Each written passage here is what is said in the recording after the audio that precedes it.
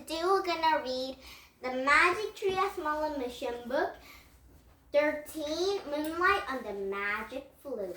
Oh, I think Jack and Annie were gonna play the flute at the moonlight, I think.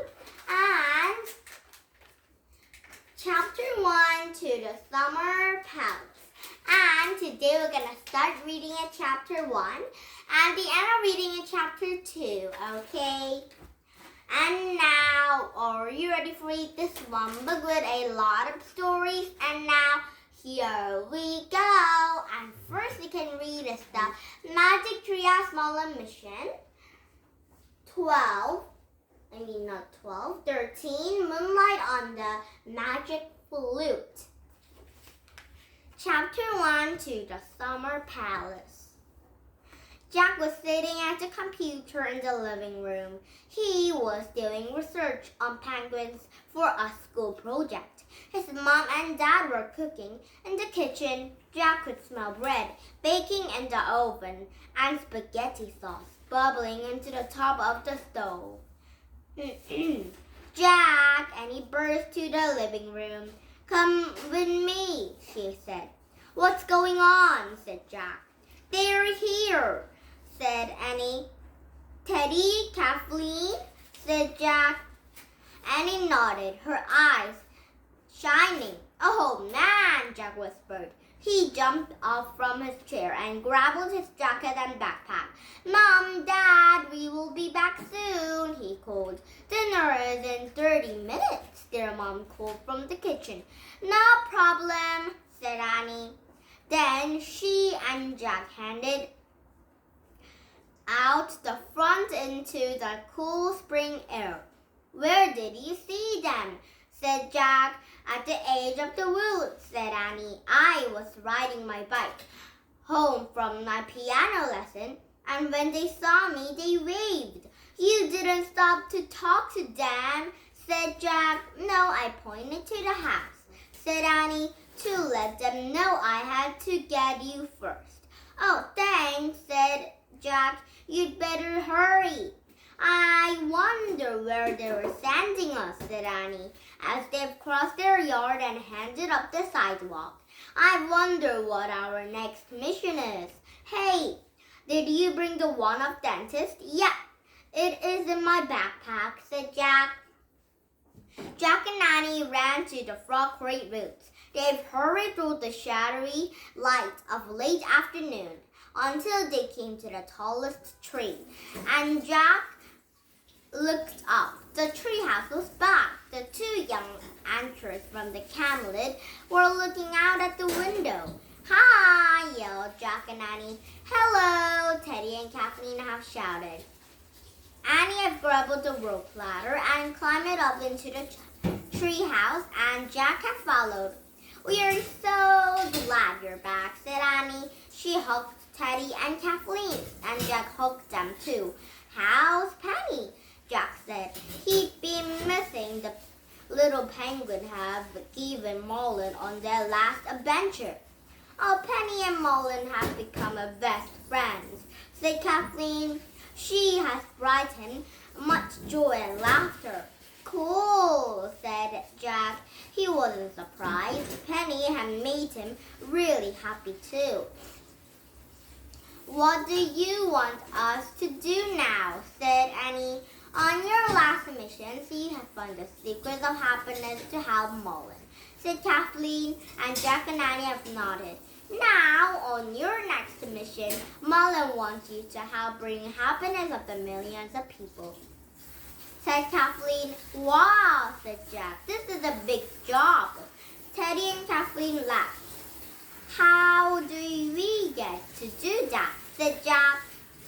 "Simple," said Teddy. "You must seek out the brilliant artist." "Do you mean like a painter?" said Annie. "It could be," said Teddy, "but it could also be any person who uses the patience of imagination to create something beautiful. Merlin wants you to help put the artist on the right path," said Teddy, "to share his or her gifts onto the world." "Oh, cool," said Annie. "Where do we start?" a creamy white envelope from her closet, and it was handed to the melted red wax. In fancy writing, it said, "For Jack and Nanny of Rock Creek." "It's a royal invitation," said Kathleen. Jack took the envelope. He carefully broke a seal and pulled on the tip of the card gold agents and the gold screw. He read aloud, "You are invited to the party of the Summer Palace, October 13 at 1762, 5 o'clock in the evening.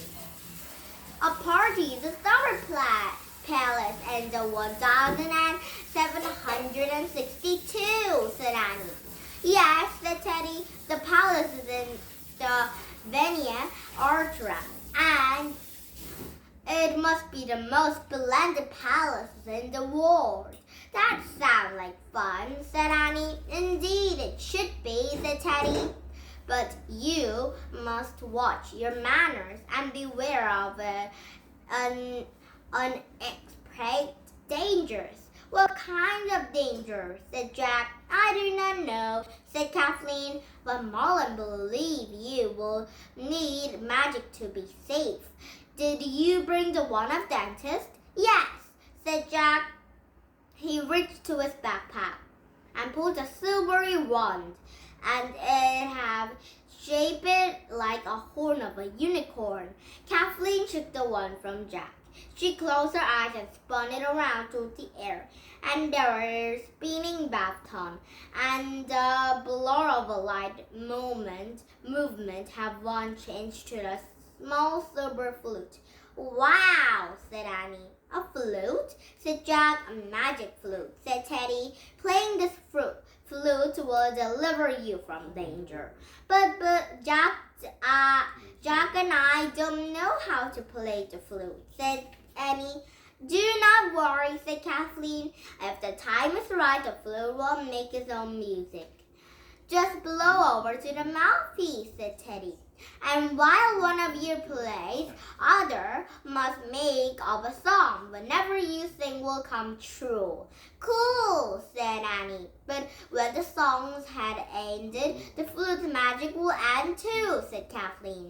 "You can only use the flute's magic once, so choose time wisely." "Okay, got it," said Annie. "Are you ready to go?" said Kathleen. "Oh, wait," said Jack. "The party invitation magic flute is that all? Don't you have a research book for us on this journey? Merlin wants us to rally on your wits and your talents," said Teddy. Okay," said Jack. Though this wasn't sure Dad had many talents. "Tell the magic to the treehouse to go by the pointing of the words of invitation," said Kathleen, and Annie pointed to the words of the Summer Palace, but before she made her wish, she looked at Teddy and Kathleen. "I hope we see you again very soon," she said. "Say hi to Merlin and Morgan when you go back to Camden." "And Penny too," said Jack. Teddy and Kathleen had both smiled. "Yes, we will," said Teddy, and Annie took a deep breath. "Okay, I wish you could go there," she said, "to the Summer Palace." And the wind started to blow, the trail started to spin. It spun faster and faster, and everything was still. Absolutely still. Now it's chapter 2, put on your wig. And tomorrow we start reading a chapter 2, and then I'm reading a chapter 3 or 4, okay? Now, did you have fun? You lost English country. We come back with Sunday's book, but not the story because it might be a new chapter to read, okay? Now, bye-bye, everybody, and please thumbs down my YouTube. Bye-bye, everybody. Have a nice day. Bye.